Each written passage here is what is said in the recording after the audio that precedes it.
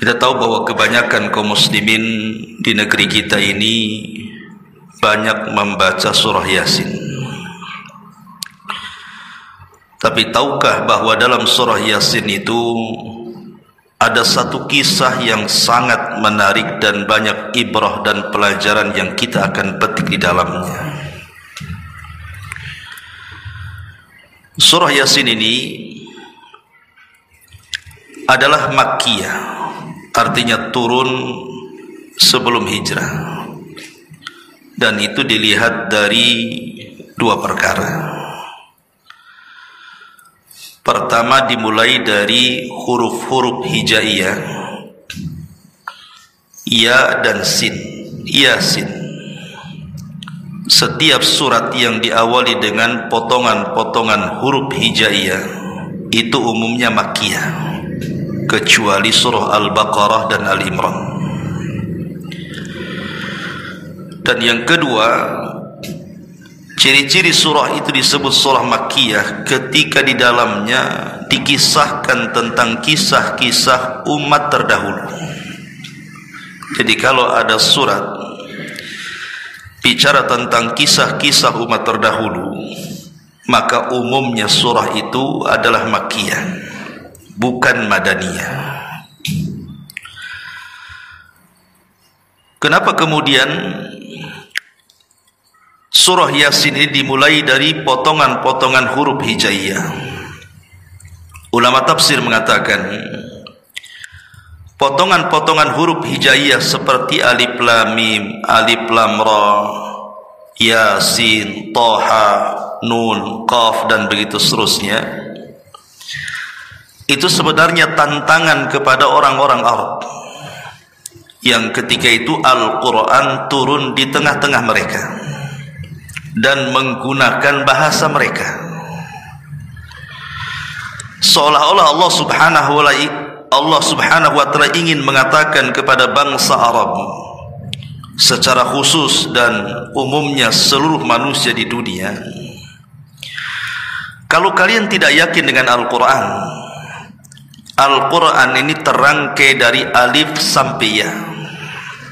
Sekarang rangkailah oleh kalian kalimat-kalimat seperti Quran kalau kalian sanggup. Dan Allah subhanahu wa ta'ala menantang dalam Al-Quran, fa'tu bi suratin min mithli, datangkan satu surat saja seperti Al-Quran dengan menggunakan potongan-potongan huruf-huruf hijaiyah. Bukankah kita sudah hafal alif, ba, ta, sa, jim dan begitu seterusnya? Sekarang rangkai. Dan Allah subhanahu wa ta'ala katakan kalian tidak akan sanggup untuk melakukannya. Fa'illam taf'alu walan taf'alu, kalian tidak akan sanggup melakukannya. Karena Al-Quran itu bukan buatan Nabi, bukan ucapan Nabi. Al-Quran itu kalamullah azza wa jal yang diwahyukan kepada Nabi. Makanya karena dia adalah kalam Allah, tidak ada satupun makhluk yang mampu membuat seperti kalam Allah. Lah dalam surah Yasin ada satu kisah yang menarik. Nanti kita akan ambil ayat per ayat dan kita petik ibrah pelajarannya. Ulama menyebutnya kisah ini sebagai kisah Ashabul Qaryah. Jadi kisahnya disebut Ashabul Qaryati, kisah penduduk satu negeri. Bagaimana kisahnya? Dan di mana kisah ini terjadi? Siapa tokoh-tokohnya? Lalu apa pelajaran yang kita akan petik dalam kisah ini? Inilah yang kita akan bahas 1 jam ke depan. Ma'asyiral muslimin wal muslimat rahimani wa rahimakumullah. Allah subhanahu wa ta'ala berfirman dalam surah Yasin, wadrib lahum mathalan ashabal qaryati id ja'ahal mursalun. Allah subhanahu wa ta'ala mengatakan, dan buatlah oleh kalian satu perumpamaan bagi mereka yaitu tentang penduduk satu negeri ketika utusan-utusan kami datang kepada mereka. Sebagian para ulama tafsir mengatakan, siapa utusan-utusan ini dan kapan terjadinya, lalu di mana letaknya? Ada yang mengatakan bahwa peristiwa ini terjadi di negeri Syam. Tapi ada juga yang mengatakan bahwa peristiwa ini terjadi di sebuah negeri yang disebut dengan Antakya. Negeri Antakya masih di kawasan Syam. Dan negeri Antakya ini sangat masyhur dan sangat ma'ruf. Apabila kita mengupas sejarah Imam Ahmad ibn Hanbal rahimahullahu ta'ala di masa kekuasaan Khalifah Mu'tasim, di negeri ini pernah ada seorang wanita yang dilecehkan. Jadi ada seorang wanita dilecehkan kehormatannya, kemudian memanggil-manggil khalifah dan mengatakan, wa Mu'tasimat, wahai Khalifah Mu'tasim, tolong aku. Sementara di negeri itu tidak ada orang muslim, kecuali ada seorang anak muda yang muslim mendengar teriakan wanita muslimah yang dilecehkan itu. Langsung dia pun berangkat ke Baghdad dan menyampaikan ucapan wanita muslimah yang dilecehkan kehormatannya kepada sang Khalifah Mu'tasim. Maka mendengar itu Khalifah marah. Makanya dia pun walaupun dia sangat kejam kepada ulama-ulama ahli sunnah, di antaranya Imam Ahmad dipenjarakan di zaman itu oleh Khalifah, tapi dia membebaskan Imam Ahmad karena ada urusan besar, ingin menyerbu Antakya. Maka disiapkan pasukan besar dari Baghdad kemudian diserbu. Akhirnya negeri itu pun jatuh ke tangan kaum muslimin, di tangan Khalifah Mu'tasim. Lah negeri Antakya di zaman dulu sebelum diutusnya Nabi SAW, agama mereka adalah agama penyembah berhala. Jadi mereka menyembah berhala, menyembah patung. Dan penyembahan terhadap berhala ini sudah ada sejak zaman Nabi Nuh alaihi salatu wassalam diutus sebagai Nabi dan Rasul. Ketika kaumnya menyembah sebagian berhala yang mereka sebut dengan Suwa, Yaghus, Nasr dan begitu seterusnya, yang Allah katakan la tadharunna waddan wala suwa'an wala yaghutha wa ya'uqa wa nasra. Jangan kalian tinggalkan sesembahan kepada Wad, kemudian kepada Yaghus, kepada Ya'uq, kepada Nasr. Itu kan nama-nama sesembahan di zaman Nabi ini. Tapi kemudian berkembang sampai di zaman Nabi Ibrahim alaihi salatu wassalam, manusia bukan hanya menyembah berhala, sampai matahari disembah, bintang disembah, bulan disembah, sampai kepada zaman Isa bin Maryam. Dan sampai hari ini masih ada agama yang menyembah berhala. Lah di negeri Antakya ini masyarakatnya mereka menyembah berhala. Lah ketika itu Allah Subhanahu wa ta'ala mengutus kepada negeri tersebut utusan-utusannya. Ada yang mengatakan bahwa utusan-utusan yang dimaksud dalam ayat ini, ketika Allah mengatakan id ja'ahal mursalun, ketika datang kepada mereka utusan-utusan, maksudnya adalah para nabi. Jadi nabi-nabi yang Allah Subhanahu wa ta'ala utus kepada mereka. Dan jumlah para nabi berdasarkan hadis Abi Dzar Al-Ghifari radhiyallahu an, bahwa jumlah para nabi itu banyak. Walaupun yang kita kenal hanya 25 nabi dan rasul sebagaimana tercantum dalam Al-Qur'an, di mana 18 namanya tercantum dalam surah Al-An'am dan lebihnya tercantum dalam surah-surah yang lainnya, sehingga genap menjadi 25 nabi dan rasul. Itu yang kita kenal dalam Quran. Tetapi nama-nama nabi itu bukan 25 nabi dan rasul, tetapi sangat banyak sekali.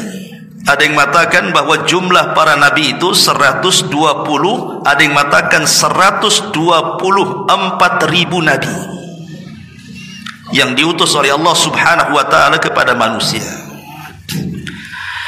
Lah di negeri Antakya ini karena sudah banyak terjadi kesyirikan, maka Allah Subhanahu wa taala utus kepada mereka para nabi.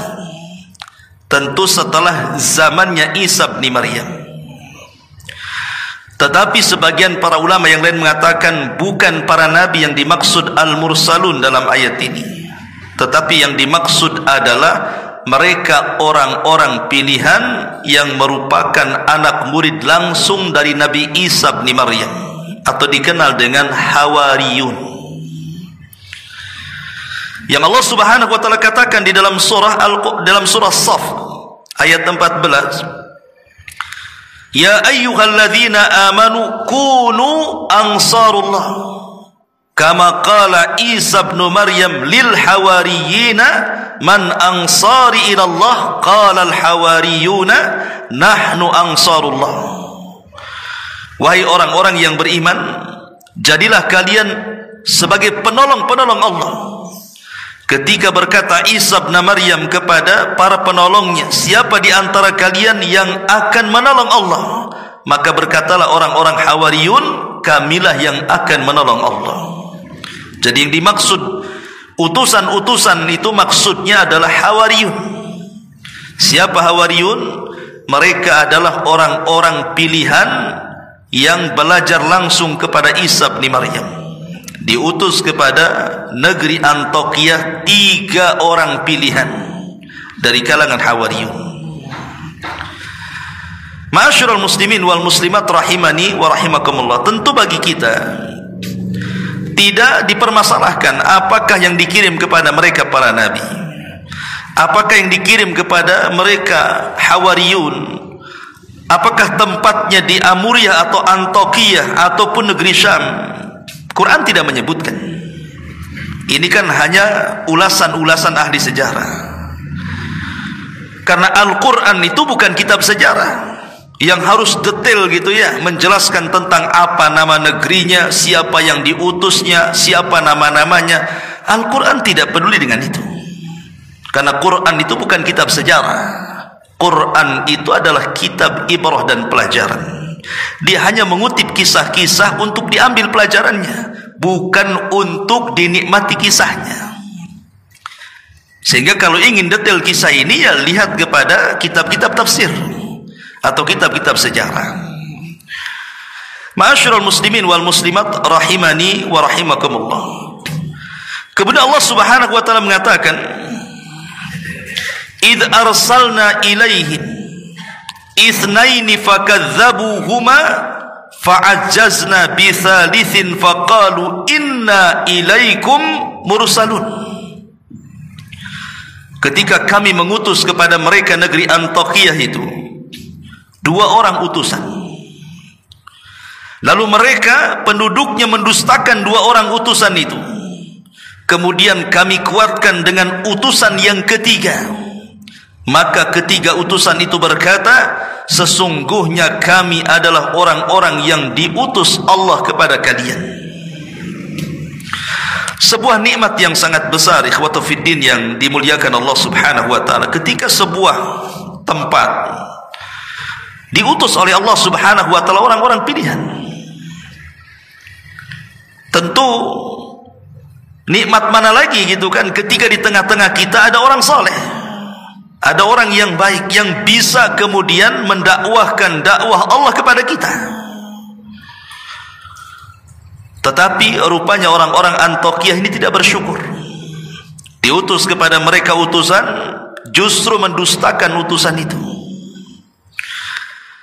Awalnya Allah Subhanahu wa taala mengutus kepada mereka 2 utusan dulu. Tapi rupanya 2 utusan ini kewalahan, karena penduduk negeri Antakya ini tidak menerima. Akhirnya kemudian Allah Subhanahu wa taala kuatkan, Allah utus 1 lagi, menjadi 3 utusan. Tetapi 3-tiganya juga didustakan oleh masyarakat Antakya ini. Mereka tidak bersyukur kepada Allah Subhanahu wa taala. Padahal Allah Subhanahu wa ta'ala mengutus 3 orang, bukan 1 orang. Seandainya di Batam ini ada 1 ulama besar saja sudah beruntung kan gitu. Gimana kalau ada 2 ulama? Gimana kalau ada 3 ulama? Tentu makin banyak makin baik dakwah ini. Harusnya disyukuri. Makanya Nabi SAW apabila mengutus seseorang untuk berdakwah di sebuah negeri, Rasul tidak akan mengutus 1 orang. Pasti Rasul akan mengutus 2, 3 dan begitu seterusnya. Seperti yang dilakukan Rasul ketika mengutus Abu Musa al-Ash'ari untuk berdakwah di Yaman. Dia tidak sendirian, tetapi Nabi SAW mengutus 2 orang, Abu Musa al-Ash'ari dan Mu'adz ibnu Jabal radhiyallahu anhuma. Begitu juga Nabi Musa alaihi salatu wassalam. Ketika dia berdakwah kepada Fir'aun, Musa merasa lemah. Kenapa? Karena lisannya itu tidak fasih dalam bicara. Sementara dia punya abang namanya Harun, dan Harun adalah orangnya fasih dalam bicara, orator, kalau ngomong itu luar biasa. Maka Musa alaihi salatu wassalam mengatakan, Haruna akhi, ya Allah, saya punya Harun, itu saudaraku. Waj'al li waziran min ahli, jadikan dia perdana menteriku dari keluargaku. Jadi Nabi Musa meminta kepada Allah Subhanahu wa ta'ala untuk menggabungkan Harun dalam dakwahnya. Akhirnya Allah Subhanahu wa ta'ala mengabulkan permintaan Musa, maka diangkatlah Harun menjadi nabi. Kemudian menolong Nabi Musa dalam menghadapi Fir'aun dan juga kaumnya. Ma'asyiral muslimin wal muslimat rahimani wa rahimakumullah. Lah ketika 3 utusan ini diutus oleh Allah Subhanahu wa ta'ala ke negeri Antakya, kemudian mereka mulai berdakwah mengajak manusia untuk meninggalkan sesembahan selain daripada Allah Subhanahu wa ta'ala, mengajak kepada tauhid yang umumnya dilakukan oleh semua utusan Allah Subhanahu wa ta'ala. Sebagaimana Allah Subhanahu wa ta'ala berfirman, "Walaqad ba'atsna fi kulli ummatir rasulan an ibudullaha wajtanibut taghut." Dan sungguh kami utus pada tiap-tiap umat ini seorang rasul, di mana tugas mereka menyampaikan kepada umatnya, sembahlah Allah, tauhidkan Allah, dan jauhi sesembahan selain daripada Allah alias tauhid. Itu semua utusan Allah mendakwahkan tauhid, termasuk 3 utusan ini. Tapi apa yang terjadi? Maka Allah Subhanahu wa ta'ala melanjutkan kisahnya. Qalu ma antum illa basyarum mithluna wa ma anzalar rahman min syai'in in antum illa takdzibun. Mereka penduduk negeri Antakya mengatakan, kamu ini hanyalah manusia seperti kami, dan Allah Subhanahu wa ta'ala maha pengasih, tidak menurunkan sesuatu apapun. Kamu hanyalah pendusta belaka bagi kami. Lihat, mereka mulai mendustakan 3 utusan dan mengatakan, kalian itu manusia sama dengan kami. Maunya mereka itu, kalau memang kalian adalah utusan-utusan Allah Subhanahu wa ta'ala, kenapa tidak malaikat saja diutus kepada kami? Kenapa mesti kalian manusia seperti kami, yang makan, minum persis seperti kami? Jadi mereka mengatakan, kenapa tidak malaikat yang diutus? Kenapa mesti seperti kalian, seperti kami manusia yang diutus? Ma'asyiral muslimin yang dimuliakan Allah Subhanahu wa ta'ala, sebenarnya penolakan dakwah mereka itu bukan itu alasannya. Sebab kalau Allah Subhanahu wa ta'ala utus malaikat sekalipun sebagai nabi dan rasul, tentu Allah Subhanahu wa ta'ala pasti akan membentuk malaikat itu seperti manusia, dan pasti mereka juga akan mendustakan sekalipun itu jelmaan manusia. Dan itu disinggung dalam Al-Quran surah Al-An'am ayat 9, walau ja'alnahu malakan la ja'alnahu rajulan. Seandainya kami jadikan rasul itu malaikat, tentu kami akan bentuk malaikat itu seperti manusia, kata Allah. Sebab kalau seandainya malaikat dalam bentuk aslinya diutus kepada manusia, siapa yang akan mengikuti malaikat? Malaikat itu makhluk besar. Bayangkan Jibril saja, berapa sayapnya? 600. Di mana satu sayap itu terbentang antara barat dan timur, mulai dari terbenam sampai terbitnya matahari. yang disebut dalam hadis Nabi SAW saddal ufuk, menutupi langit. Macam mana malaikat sebesar itu akan turun ke bumi dan akan menjadi nabi? Sementara nabi dan rasul itu harus diikuti. Malaikat tidak pernah tidur. Macam mana kita akan tidak tidur? Pasti tidur manusia. Malaikat tidak makan, malaikat tidak minum, malaikat tidak kawin. Sementara kita makan, kita minum, kita kawin. Macam mana akan mengikuti malaikat? Malaikat marah, dan marahnya malaikat juga berbeda dengan marahnya kita. Malaikat bukan seperti manusia berjalan di bumi. Malaikat terbang, kita tidak bisa terbang. Makanya Allah Subhanahu wa taala mengatakan, sekalipun Allah utus malaikat sebagai rasul, pasti Allah akan bentuk seperti manusia supaya bisa ditiru, ya. Tetapi Allah Subhanahu wa taala katakan, walalabasna alaihi ma yalbisun. Meskipun demikian, mereka pasti akan tetap ragu, sebagaimana kini mereka juga tetap ragu. Pasti akan didustakan. Berarti itu bukan alasannya. Alasan mereka menolak 3 utusan ini karena kesombongan mereka. Karena kesombongan mereka kepada 3 utusan itu, merasa bahwa mereka lebih hebat, lebih mulia, makanya mereka menolak. Sebagaimana ketika Rasul berdakwah ke Taif, kemudian berjumpa dengan 3 pembesar Taif, putra daripada Amr ibn Umair, di antaranya Abdu Layalil ibn Amr, kemudian Mas'ud ibn Amr, kemudian Habib ibn Amr. Apa kata 3 orang pembesar Taif ini kepada Rasul? Coba. Ketika Rasul mulai mendakwahkan dakwah tauhid kepada mereka, salah satu di antara mereka mengatakan, ya Muhammad, kalau memang engkau seorang nabi, maka tidak pantas aku bicara dengan kamu. Dan kalau engkau bukan nabi, lebih tidak pantas lagi aku bicara dengan kamu. Intinya tidak mau bicara. Bahkan yang satu mengatakan, kalau engkau seorang nabi, pasti aku akan robek kiswah Ka'bah itu. Bahkan yang lain mengatakan, kenapa mesti engkau yang diutus jadi nabi? Kenapa tidak Abu Lahab saja? Kenapa tidak ada Abu Jahal saja? Kenapa tidak Umayyah saja? Mereka lebih terhormat, mereka lebih kaya, dan begitu seterusnya. Jadi mereka menolak dakwah Rasul itu karena kesombongan. Jadi semua umat-umat dulu, ketika diutus Rasul kepada mereka, kemudian mereka mendustakan, itu karena kesombongan mereka. Mereka sombong menolak kebenaran. Lah sebagaimana juga kaum Antiokhia ketika diutus 3 Rasul kepada mereka, mereka tolak dan mereka dustakan Rasul itu. Padahal kita tahu bahwa, lalu apa salahnya kalau seandainya Allah Subhanahu wa taala mengutus kepada kita seorang Rasul atau Nabi itu manusia? Apa salahnya? Pertanyaannya, apa salahnya? Dan ingat bahwa tidak ada satupun Nabi, tidak ada satupun Rasul yang diutus Allah Subhanahu wa ta'ala kepada kita, kecuali pasti Allah bekali dengan mukjizat. Lihat bagaimana Musa alaihi salatu wassalam dibekali dengan tongkat, sehingga tongkat itu bisa membelah lautan. Siapa yang bisa membelah lautan? Coba orang biasa? Tidak bisa. Tongkat menjadi ular besar, kemudian tangannya dimasukkan ke pesaknya, tiba-tiba bercahaya. Bahkan yang lebih itu, Nabi SAW bisa membelah bulan. Siapa yang bisa membelah bulan? Manusia biasa tidak bisa membelah bulan.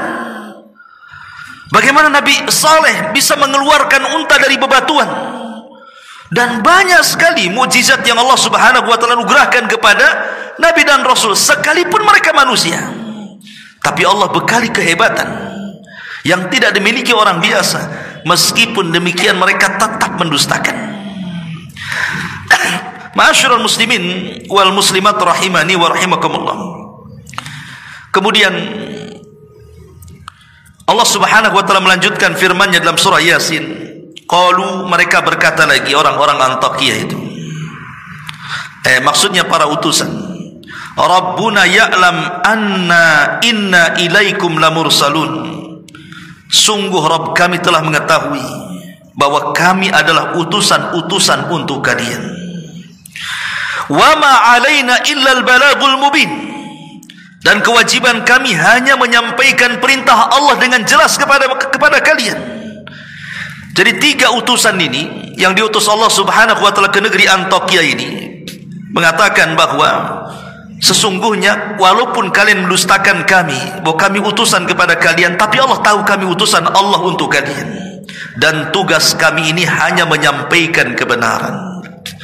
Soal kalian menerima atau tidak urusan kalian. Dan ini juga bekal bagi kita para dai, orang-orang yang hendak mendakwahkan siapapun. Buatlah konsep seperti utusan-utusan Allah, bahwa tugas kita ini hanya menyampaikan. Soal mereka menerima, soal mereka menolak, itu urusan dia dengan Allah subhanahu wa ta'ala. Makanya ketika Nabi SAW diperlihatkan oleh Allah subhanahu wa ta'ala umatnya di padang mahsyar, awalnya Nabi SAW melihat ada Nabi yang pengikutnya cuma satu, kemudian ada Nabi pengikutnya cuma dua, kemudian ada Nabi pengikutnya cuma beberapa orang yang bisa dihitung dengan jari. Bahkan yang lebih parah, ada Nabi yang tidak ada pengikutnya, walaupun di sana ada Nabi yang banyak pengikutnya seperti Musa dan dirinya.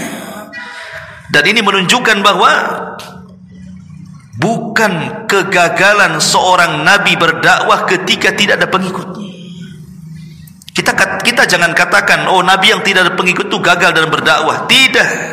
Tidak ada satupun Nabi yang gagal dalam berdakwah. Mereka sudah berhasil berdakwah. Karena barometer berhasil dan tidaknya sebuah dakwah bukan banyak dan sedikitnya pengikut, ikhwan, tetapi berhasilnya dia menyampaikan kebenaran yang Allah titipkan kepada lisannya. Kalau kita sudah berhasil menyampaikan kebenaran, berarti kita sudah berhasil berdakwah, ikhwan. Soal dia menerima atau tidak itu urusan Allah subhanahu wa ta'ala. Jangan kelas kita, kelas para nabi. Nuh alaihi salatu wassalam tidak bisa mendakwai putranya Kan'an. Nuh alaihi salatu wassalam tidak bisa mendakwai istrinya, bahkan istrinya kufur. Lut juga tidak bisa mendakwahi istrinya kufur.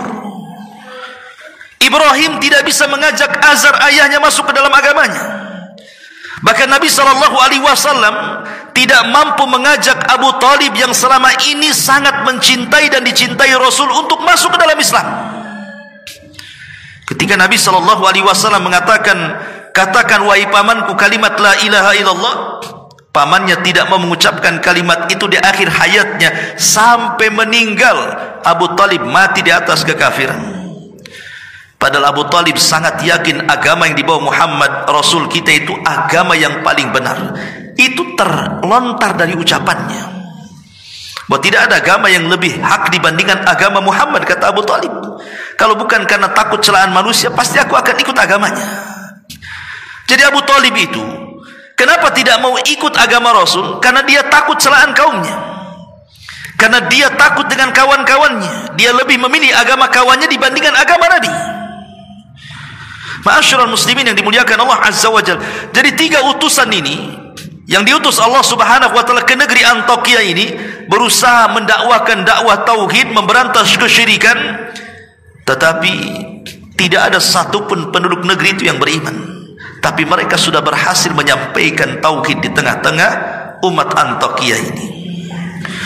Ma'asyiral muslimin yang dimuliakan Allah subhanahu wa ta'ala, kita lihat bagaimana jawaban orang-orang Antakya ini.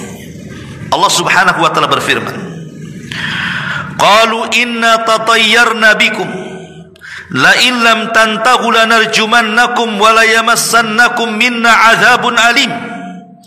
Qalu ta'irukum ma'akum la in dzukirtum bal antum qaumun musrifun. Mereka menjawab, sesungguhnya kami bernasib malang karena kedatangan kalian.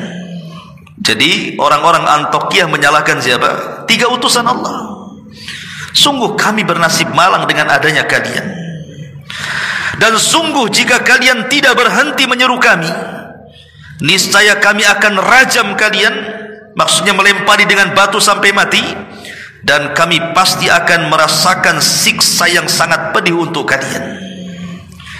Maka 3 utusan itu mengatakan, kemalangan yang kalian derita itu bukan karena kami. Jadi kemalangan kalian ini adalah karena kalian sendiri. Apakah karena kamu diberi peringatan? Sebenarnya kamu adalah kaum yang melampaui batas. Jadi mereka menganggap kedatangan 3 utusan ini sebagai kesialan. Dan ini sering terjadi di tengah-tengah masyarakat, ikhwan.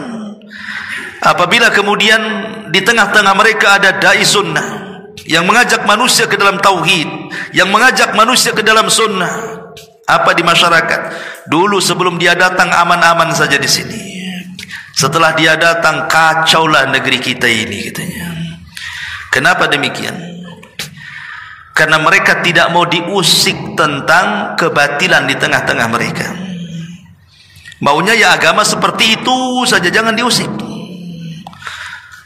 Maunya budaya yang mereka sudah lakukan berabad-abad itu jangan diganggu.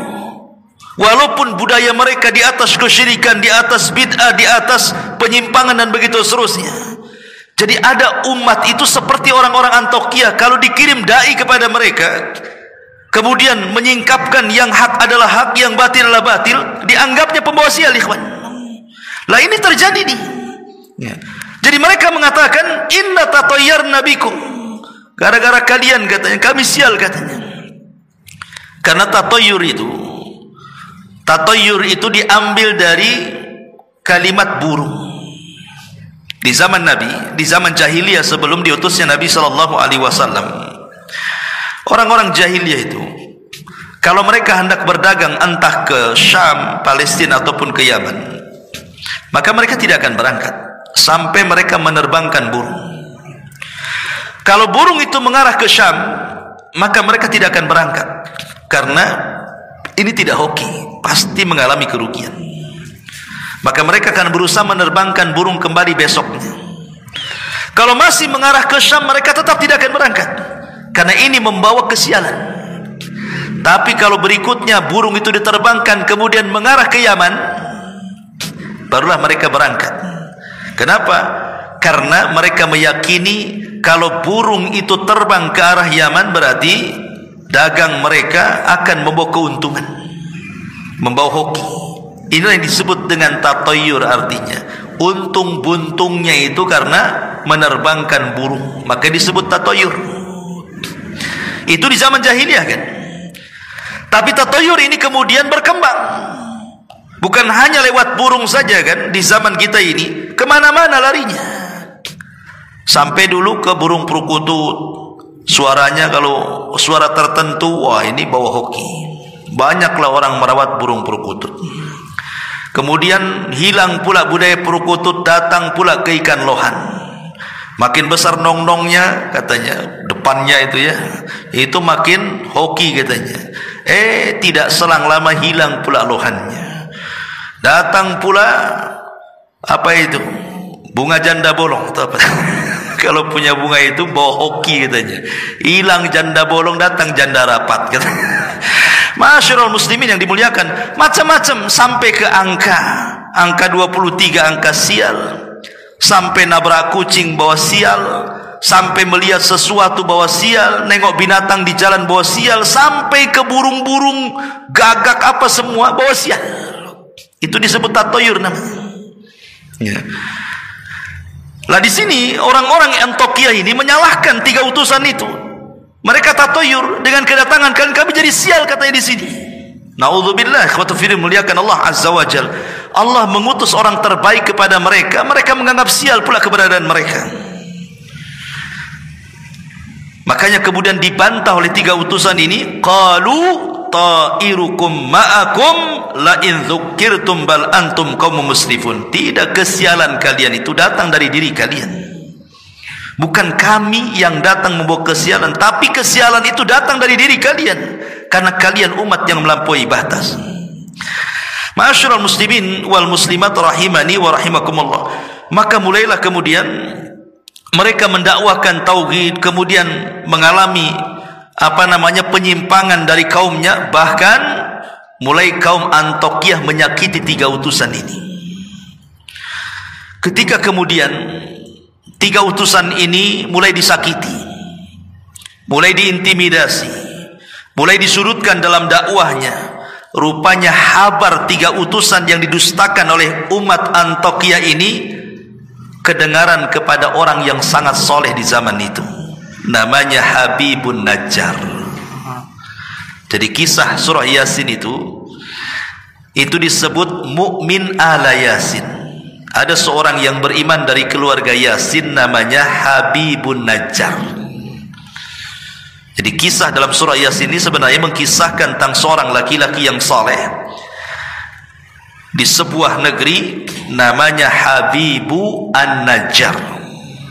Makanya Allah Subhanahu wa taala melanjutkan firman-Nya, "Waja'a min aqsal madinati rajulun yas'a qala ya qaumi tabi'ul mursalin." Dan datanglah dari ujung kota seorang laki-laki namanya Habibun Najjar dengan bergegas, dan dia berkata kepada kaum Antokiyah, "Wahai kaumku, kenapa kalian menolak 3 utusan itu? Ikuti utusan-utusan itu. Kenapa kalian sakiti utusan-utusan itu?" Ya. Habibun Najjar ini dikisahkan dalam biografinya oleh sebagian ulama sejarah. Dia ada yang mengatakan bahwa dia adalah namanya Habib ibn Israel. Tapi ada juga yang mengatakan Habibun Najjar al-Antaki, atau dikenal dengan Habibullah. Jadi Habibun Najjar ini dia orang miskin, bukan orang kaya raya, tidak. Ada yang mengatakan dulunya adalah pemahat patung, pemahat berhala. Kemudian dia taubat dan beragama dengan syariat Nabi Isa bin Maryam. Kemudian setelah Isa diangkat ke langit, maka dia pun bersembunyi dalam gua dan beribadah kepada Allah Subhanahu wa taala. Sampai ketika mendengar ada 3 utusan didustakan di Antioquia, dia keluar dari gua, kemudian bergegas mendatangi negeri Antioquia itu. Ma'asyiral muslimin yang dimuliakan Allah Subhanahu wa taala, bahkan Nabi SAW mengatakan, walaupun ada sebagian orang mengatakan hadisnya lemah, bahwa ada 3 manusia yang disebut dengan as-siddiqun, pencinta kebenaran.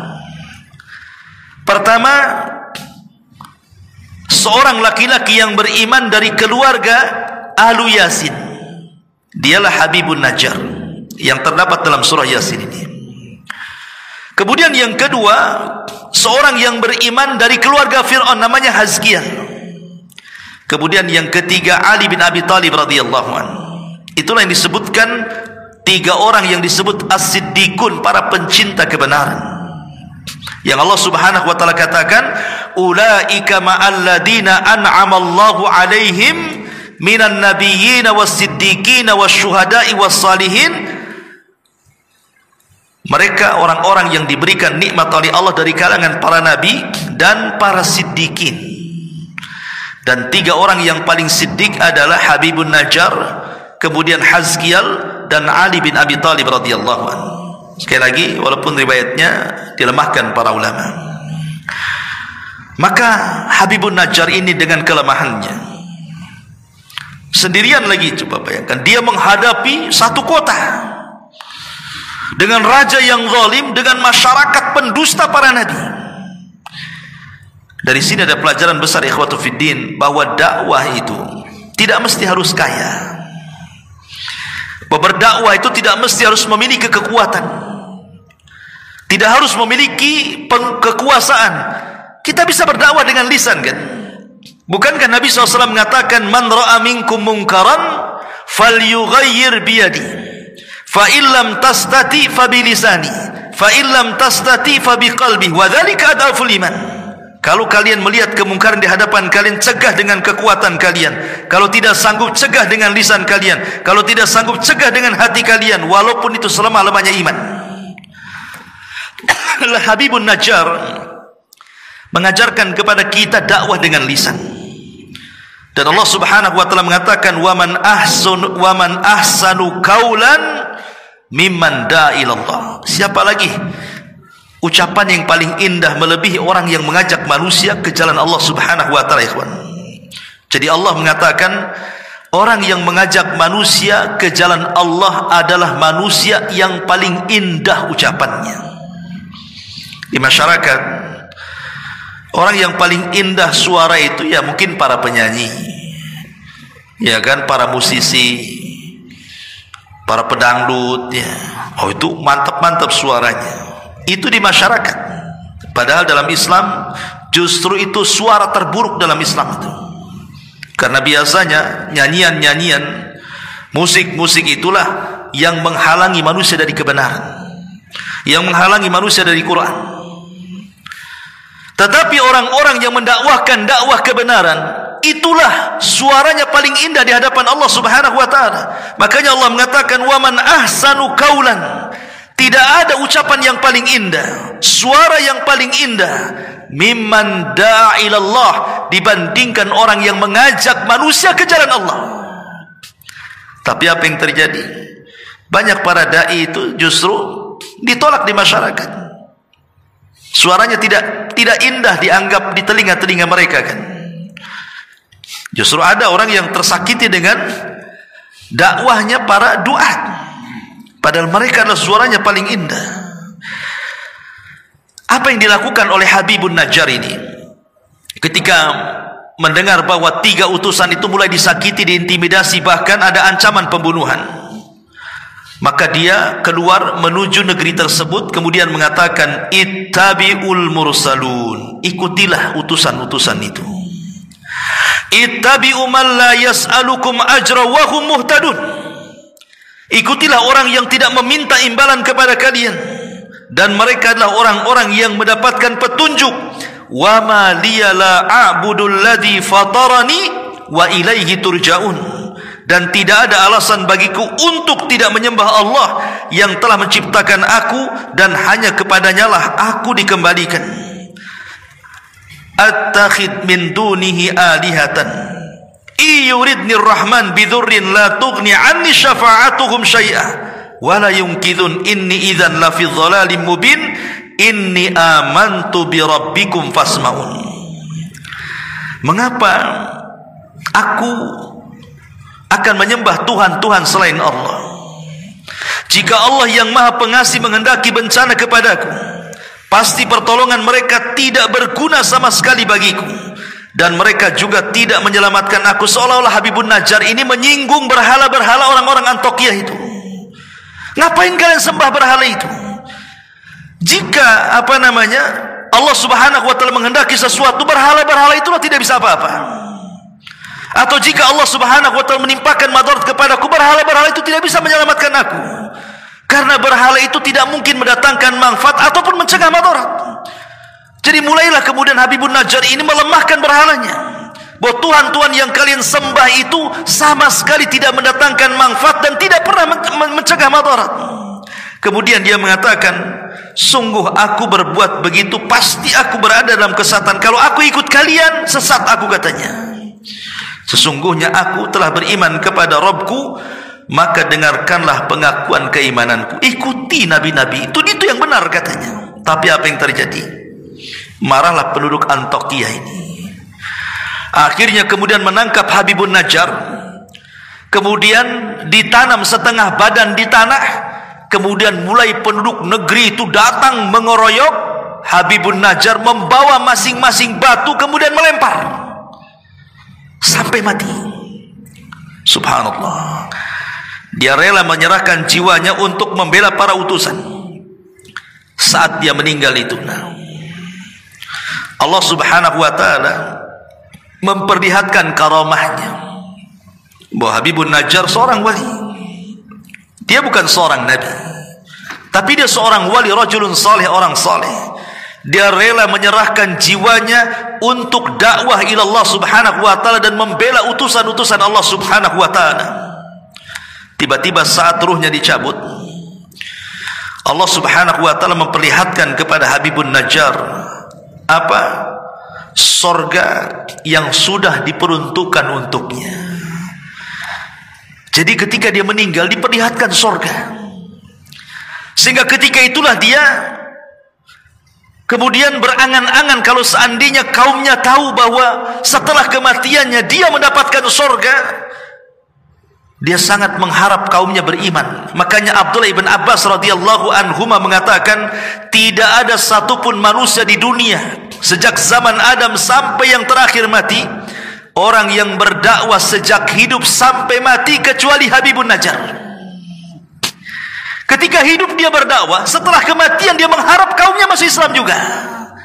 Makanya dia mengatakan tidak ada manusia dari zaman Adam sampai yang terakhir mati yang berdakwah sejak hidup sampai mati kecuali Habibun Najjar. Subhanallah. Sehingga dikatakan dalam ayat surah Yasin lanjutannya 26-nya sampai 27-nya, qila dkhulil jannah, masuklah wahai Habibun Najjar engkau ke dalam surga. Maka Habibun Najjar dalam kematiannya dia mengatakan, qala ya laita qaumi ya'malun bima ghafara li rabbi wa ja'alani minal mukramin. Maka dia mengatakan, alangkah baiknya kiranya kaumku mengetahui, katanya. Tapi sayang dia sudah meninggal.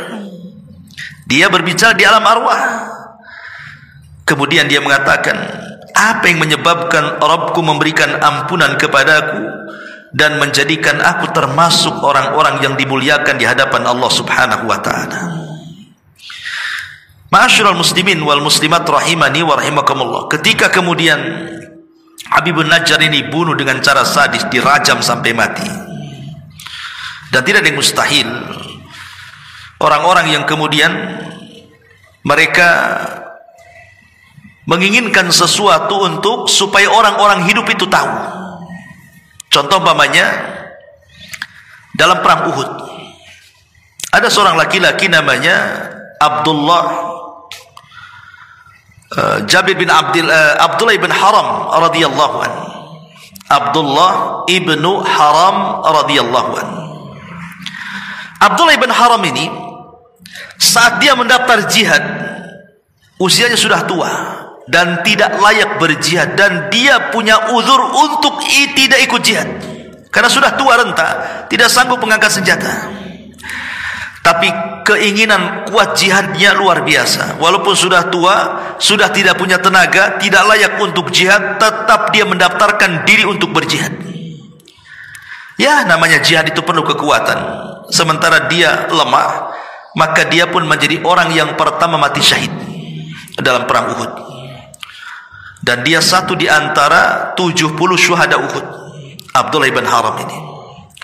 Saat kematiannya, maka Allah Subhanahu wa ta'ala berbicara dengan ruhnya dan mengatakan, ya Abdullah tamanna, wahai Abdullah, berangan-anganlah untukku. Kalau engkau meminta sesuatu, mintalah kepadaku.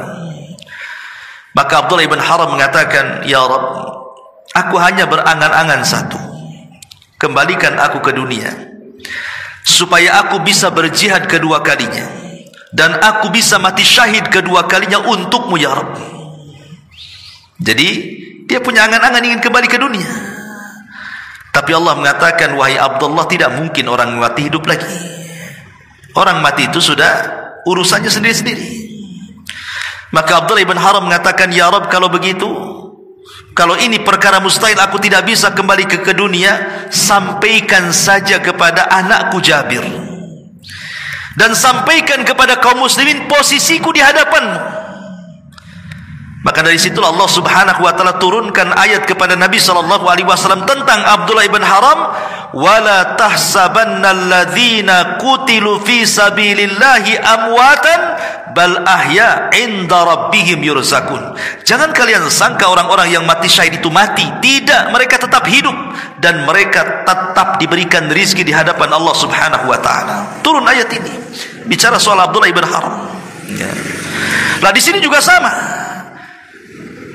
di mana Habibun Najjar saat kematiannya dia mengharap kepada Allah Subhanahu wa ta'ala dan mengatakan, ya laita qaumi ya'lamun, duhai kiranya kaumku tahu bahwa aku sudah dihadiahi surga oleh Allah Subhanahu wa ta'ala, diampuni dosa-dosaku. Coba kalau mereka mengetahuinya, tentu mereka tidak mungkin membunuhku, tidak mungkin mengingkari 3 utusan itu, pasti mereka akan beriman karena mereka di atas kebenaran. Tapi sayang, kaumnya tetap kufur. Setelah Habibun Najjar meninggal dunia, maka mereka membidik 3 utusan itu. Akhirnya mereka pun menangkap 3 utusan itu dan kemudian merajam 3-3-nya sampai mati. Lihat, itulah yang dikatakan dalam Al-Quran, fariqan kadzabu wa fariqan yaqtulun. Sebagian mereka didustakan dan sebagian mereka dibunuh. Jadi orang-orang Bani Israel itu, khususnya orang-orang Yahudi, mereka para pembunuh Nabi. Lah karena mereka sudah mendustakan para Nabi, bahkan berani membunuh para Nabi, bahkan membunuh orang-orang saleh, maka tentu Allah subhanahu wa ta'ala tidak akan membiarkan kondisi ini. Man adali waliyan faqad adhantuhu bil harbi. Siapapun yang memusuhi wali-waliku, maka sama mengumandangkan perang kepadaku, kata Allah. Maka Allah subhanahu wa ta'ala kemudian mengazab mereka. Dan Allah subhanahu wa ta'ala katakan dalam surah Yasin selanjutnya, in kanat illa sayhatan wa ma dalam surah Yasin 28-nya, wa ma anzalna ala qaumihi min ba'dihi min jundim minas sama wa ma kunna munzilin. In kanat illa sayhatan wahidatan fa idahum khamidun. Dan setelah itu, maksudnya setelah Habibun Najjar meninggal, disusul dengan para nabi yang diutus juga meninggal, maka kami tidak menurunkan satu pasukan langit pun kepada kaumnya, dan kami tidak perlu menurunkannya. Jadi Allah mulai murka. Tapi Allah katakan, aku tidak akan menurunkan pasukan langit dengan ribuan, jutaan, bahkan miliaran malaikat untuk menghancurkan negeri itu. Allah katakan tidak perlu. Cukup Allah utus satu saja, malaikat Jibril. Apa yang terjadi? Tidak ada siksa terhadap mereka melainkan dengan satu teriakan saja. Jibril diperintahkan oleh Allah untuk berteriak satu teriakan. Apa yang terjadi? Maka seketika itu semua mereka meninggal dunia. Allah azab mereka, ya, karena mereka sudah mendustakan 3 utusan itu, bahkan membunuh Habibun Najjar. Makanya Allah subhanahu wa ta'ala mengutus Jibril kepada mereka untuk berteriak satu teriakan saja. Ketika Jibril berteriak satu teriakan, satu negeri Antokiah tidak ada yang hidup, semua mati. Persis seperti azabnya kepada siapa? Kaum Tsamud, kaumnya Nabi Saleh, yang ketika itu mereka menyembelih untanya Nabi Saleh. Akhirnya mereka sudah membuat kelancangan kepada nabinya. Maka Allah utus Jibril untuk berteriak satu teriakan. Tidak ada satu jiwa kaum Tsamud yang kufur kecuali mati. Ma'asyiral muslimin yang dimuliakan Allah subhanahu wa ta'ala, Allah mengatakan, ya hasrata 'alal ibad ma ya'tihi min rasulin illa kanu bihi yastahzi'un. Alangkah besarnya penyesalan terhadap hamba-hamba itu. Setiap datang seorang rasul kepada mereka, mereka pun memperolok-oloknya. Awalam yaro kam akhlaqna qablahum minal quruni annahum ilaihim la yarji'un. Tidakkah mereka mengetahui berapa banyak umat-umat sebelum mereka yang telah kami binasakan? Orang-orang yang telah kami binasakan itu tidak ada yang kembali kepada mereka. Wa in kullu lamma jami'ul ladaina muhdharun. Dan setiap umat semuanya akan dihadapkan kepada kami, kata Allah. Wa ayatul lahumul ardul maitatu ahyainaha wa akhrajna minha habban faminhu ya'kulun ila akhiril ayat. Dan satu tanda kebesaran Allah bagi mereka adalah bumi yang mati tandus, kemudian kami hidupkan bumi itu dan kami keluarkan darinya biji-biji, maka dari biji-biji itulah mereka ditumbuhkan dan dimakan. Artinya Allah mempermisalkan bahwa semua manusia bukan hanya